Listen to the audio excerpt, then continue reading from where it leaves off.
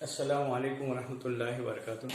عزیز طلباء طالبات، اس سے پہلے ہم اپنی درسی کتاب میں صفحہ نمبر 124 پر عرف باقر مہدی ایک خاکہ نگاری ہے جس کو یوسف ناظم صاحب نے قلم بند کیا ہے، جسے پڑھ رہے تھے۔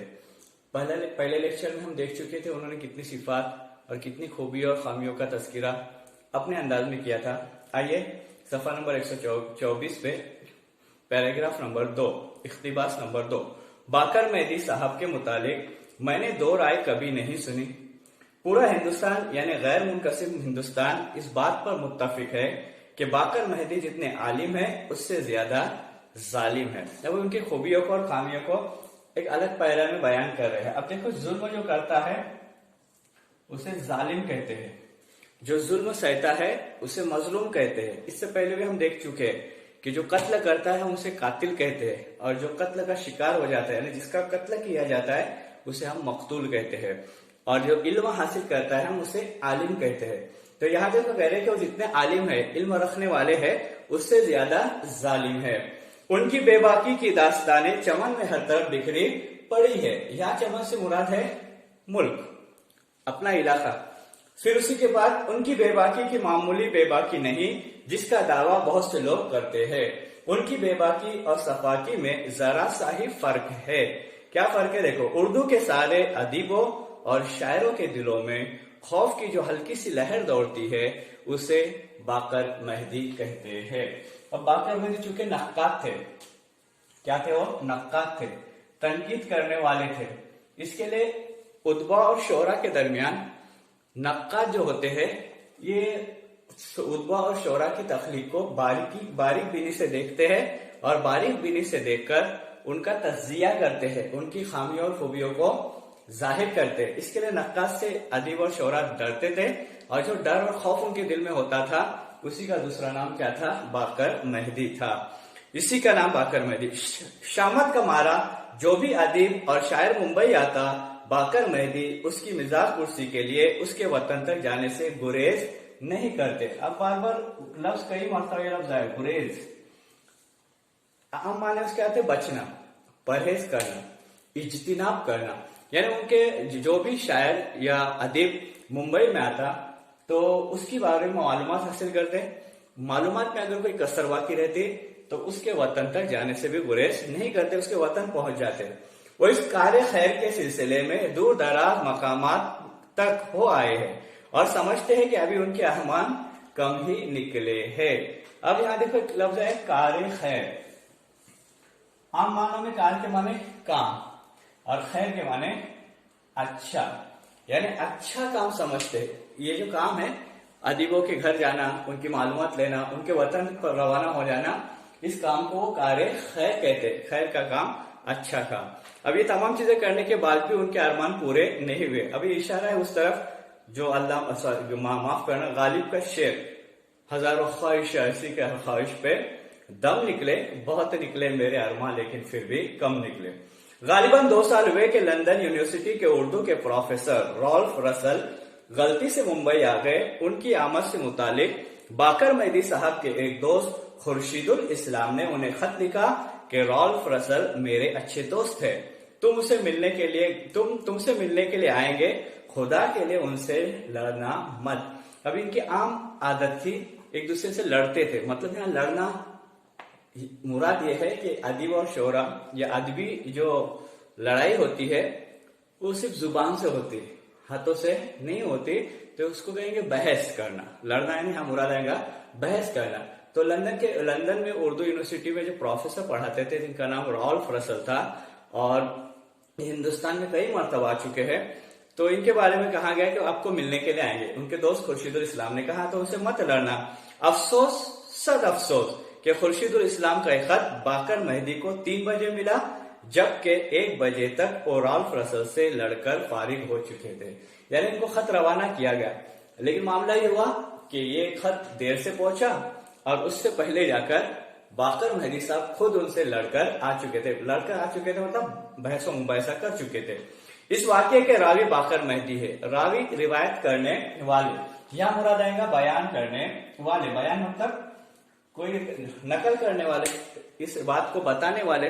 تو یہ جو واقعہ ہے ان کو یوسف ناظم کو باقر مہدی نے خود بتایا تھا.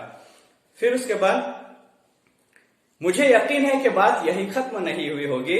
اس کے بعد وہ یقیناً خورشید الاسلام سے لڑے ہوگے کہ انہوں نے خط ٹھیک وقت پر کیوں نہیں بھیجا، کیونکہ فطرت میں تھا، سرشت میں داخل تھا بحث و مباحثہ کرنا. اس کے لیے ان سے تو مباحثہ کیے لیکن خاموش نہیں رہے، بلکہ اپنے دوست سے بھی کیے ہوں گے. باقر مہدی صاحب کو پہلی مرتبہ میں نے جگر مراد آبادی مرحوم کے تعزیتی جلسے میں تقریر کرتے سنا تھا. جگر مراد آبادی کے مرنے میں کچھ کسر باقی رہ گئی تھی، باقر مہدی صاحب نے اپنی تقریر سے پوری کر دی. اب کوئی انتقال ہو جاتا ہے، ادب بڑا آدمی، یہاں تو ادبی معاملہ ہے، تو ادب میں جب بھی کوئی انتقال ہو جاتا ہے ادیب یا شعراء کرام یا ادیب، تو ان کی تعزیتی نشست رکھی جاتی ہے. تو ان کی تعزیتی نشست میں انہوں نے اپنی تقریر کی، کیونکہ نقاد تھے اور نقاد کیا کرتے، جہاں بھی موقع ملے تو اصلاح کا پہلو یا تنقیدی نقطہ نظر سے کوئی نہ کوئی بات کہہ دیتے. باقر مہدی صاحب روایت شکن آدمی ہے، اتنے روایت شکن کہ ان کی پیشانی ہمیشہ شکن آلود رہتی ہے. یوں بھی نقاد کو تنقید کا دامن کبھی نہیں چھوڑنا چاہیے، چاہے موقع تعزیت کا ہو یا تہنیت کا. کوئی خوشی کا موقع ہوتا ہے تو اس وقت جو جلسے کا انعقاد کیا جاتا ہے اس کو تہنیت کہتے ہیں، اور کوئی غم کا موقع ہو اور اس وقت جو جلسے کا انعقاد کیا جاتا ہے اسے تعزیتی جلسہ کہتے ہیں.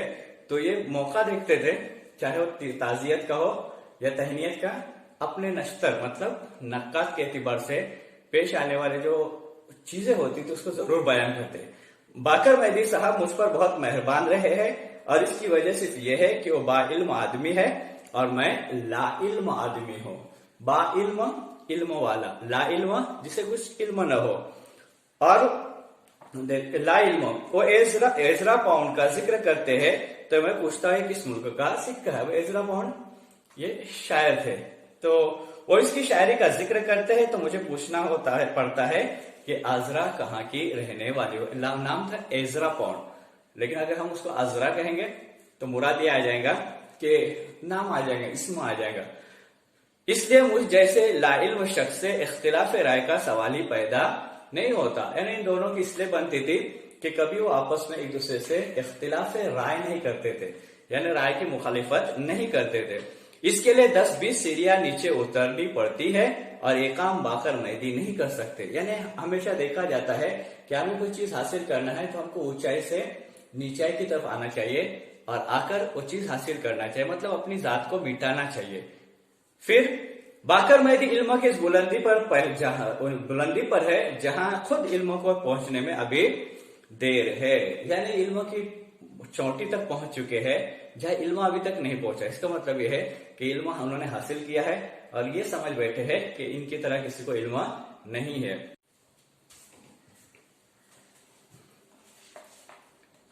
مجھ سے ایک مرتبہ بھول ہوئی.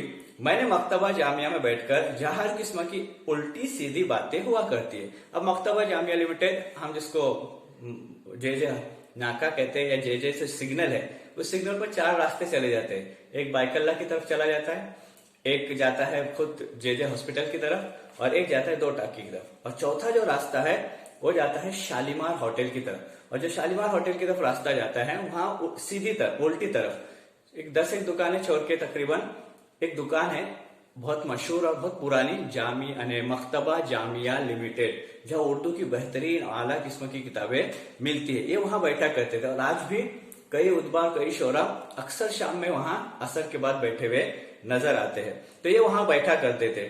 الٹی اس لیے کہ باقر مہدی صاحب وہیں بیٹھتے ہیں. اب اس کو الٹی اس لیے کہا گیا کہ باقر مہدی صاحب خود وہیں پہ بیٹھتے تھے، مطلب وہاں بیٹھ کر کیا کرتے تھے، باتیں کرتے تھے. کسی دن یہ کہہ دیا کہ میں باقر مہدی کے اشعار کو منظوم کرنے کی کوشش کر رہا ہوں. کبھی دل میں ارادہ کر لیا، وہاں بیٹھے بیٹھے بول دیا کہ ان کے اشعار کو میں منظوم، مطلب اس میں کچھ کمی باقی ہے، اس کو صحیح ترتیب دینا چاہتا ہوں. میرا ایسا کوئی ارادہ نہیں تھا، لیکن میری یہ محمل بات کسی چہیتے دوست نے باقر مہدی صاحب تک پہنچا دی. یعنی میں نے کوئی ایسا ارادہ نہیں کیا تھا، ارادتاً تو بات نہیں تھی، میں نے عام ایسا ہی کہہ دیا تھا، لیکن کسی نے، ان کے جو خاص چاہنے والے تھے، انہوں نے ان تک یہ بات پہنچا دی. باقر مہدی صاحب مجھ سے کامل 3 ماہ تک، کتنے ماہ تک؟ 3 ماہ تک. اب ماہ کہتے ہیں مہینے، 3 महीने तक उन्होंने बात नहीं की। किससे? यानी बाकर मेहदी साहब ने यानी यूसुफ नाज़िम साहब से, खुद अफसाना निगार से बात नहीं की। लेकिन अगला जुमला देखो, आह वो कितने खुशगवार दिन थे।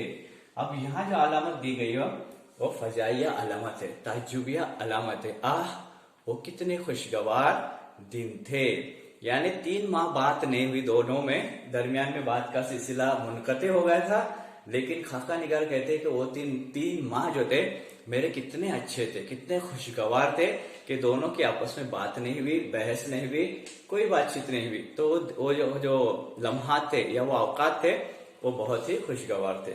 आज इस बहुत सारी बात, आइंदा का हिस्सा इंशाअल्लाह हम आइंदा पढ़ेंगे। अस्सलाम वालेकुम।